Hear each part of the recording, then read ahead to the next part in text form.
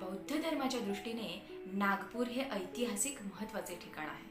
तिथे पूर्वी नाग लोकांची वस्ती होती. नागवंशीय लोक बौद्ध धर्मीय होते. त्या नाग लोकांच्या वास्तव्यावरूनच नागपूर हे नाव पडल्याचा इतिहास आहे.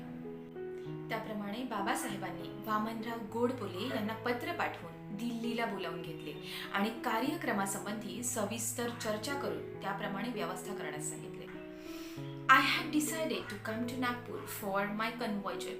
On further consideration, I have come to the conclusion that Nagpur would be best. I would therefore like you to come to Delhi so that we can discuss what arrangements we could make in order to make the ceremony successful. आता प्रश्न होता की दीक्षा कोणाच्या हातून घ्यावी. त्यासाठी अनेक लोकांशी आणि भिक्षूंशी चर्चा करून असे ठरविण्यात आले की सर्वात वयोवृद्ध